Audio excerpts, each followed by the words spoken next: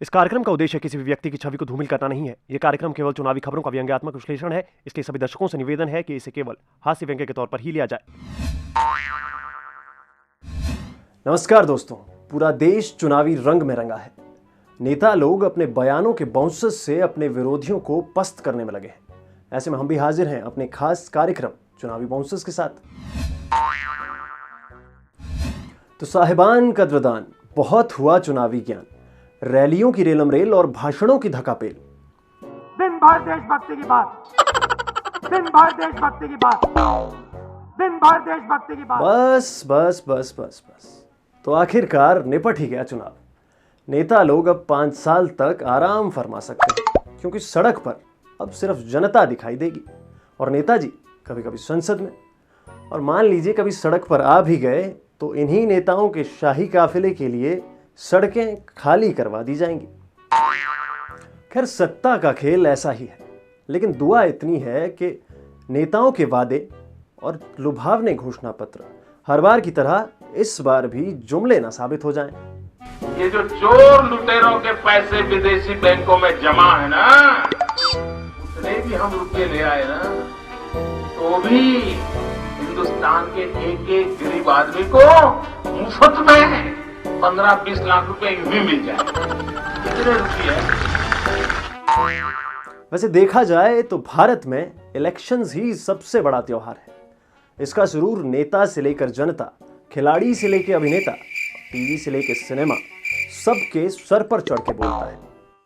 2.5 kilo का हाथ जो जीते पांदा तो बंदा उठदा नहीं, उठ जांदा। Oh no. तो मित्रों, चुनावी खुमार से देवभूमि भी अछूती नहीं रही। फिलहाल गंगा तो साफ है और तौबा तौबा, 7 खून माफ है। न मुझे किसी ने भेजा है, न मैं यहाँ आया हूँ, मुझे तो माँ गंगा ने बुलाया है। हिमालय की धरोहर और देवभूमि की धाती, हरिद्वार के सांसद महोदय की गर्व से फूली छाती। टिहरी की रानी की राज में देखो आया कैसा रामराज।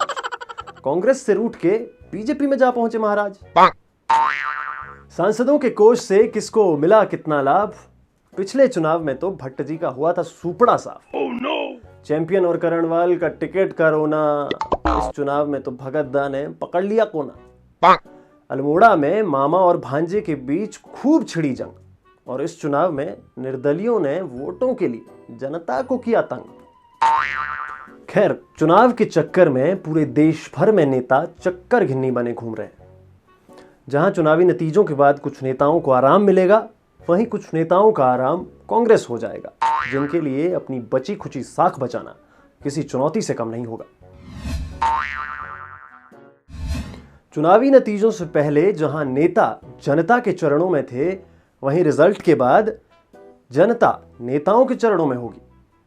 ये बात और है कि जनता ने बिना नोट लिए नेताओं को वोट दिए, लेकिन अब नेता बिना नोट लिए कुछ करने वाले नहीं है, और इस बात की गारंटी है। और हाँ, ये वाली नहीं, हिंदुस्तान के एक एक गरीब आदमी को मुफ्त में 15-20 लाख रुपए यूं ही मिल जाए। अब बात करते हैं देवभूमि में सीटों के संग्राम की। यहां वोट की चोट से कई नेताओं की किस्मत ऐसी पलटी कि वो जनता के बीच आना ही भूल गए। जी हां, सही समझे, हम बात कर रहे हैं रानी साहिबा की। कौन रानी साहिबा? टिहरी की जनता भी यही सवाल पूछ रही है। आपको पता है कि आपके सांसद कौन है? आपको पता है कि आपके सांसद कौन है? खैर, रानी को जनता ने इसलिए चुनकर भेजा था कि वो जनता के दुख दर्द दूर करेगी, लेकिन चुनाव जीतने के बाद रानी तो खुद ही जनता से दूर हो गई। रही बात जनता के दुख दर्द की, वो तो अच्छे दिनों की उम्मीद में काटे ही जा रहे हैं। अच्छे दिन जरूर आएगा।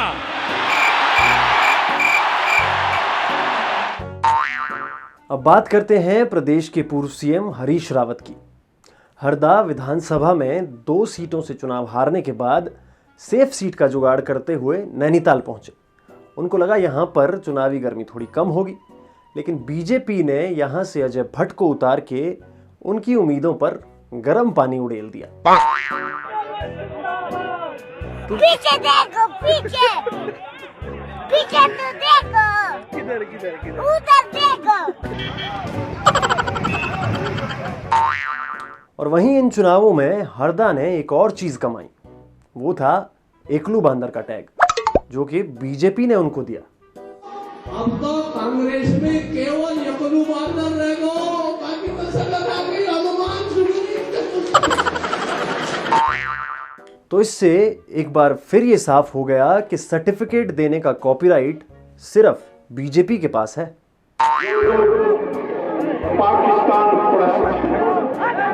वही लोग नरेंद्र मोदी को रोकना चाहते हैं।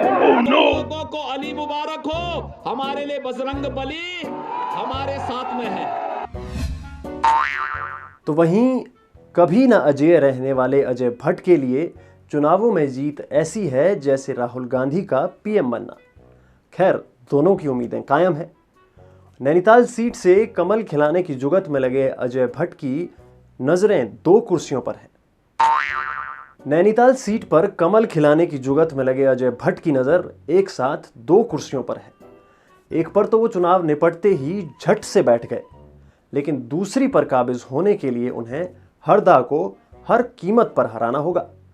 और अगर वो ऐसा नहीं कर पाए तो पार्टी उनसे सिर्फ एक बात कहेगी, बेटा तुमसे ना हो पाएगा।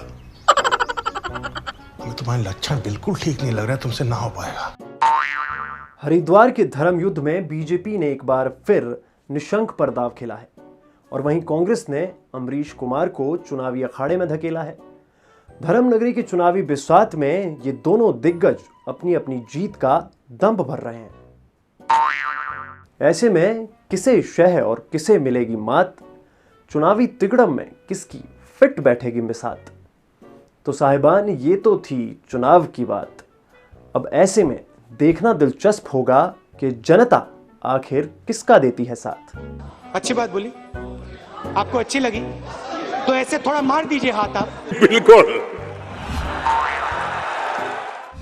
अगर ये वीडियो आपको पसंद आया है तो इसे लाइक और शेयर करें और ऐसे ही दिलचस्प वीडियो देखने के लिए बने रहिए ईटीवी भारत के साथ। नमस्कार। Big thank you for being here. बहुत बहुत धन्यवाद।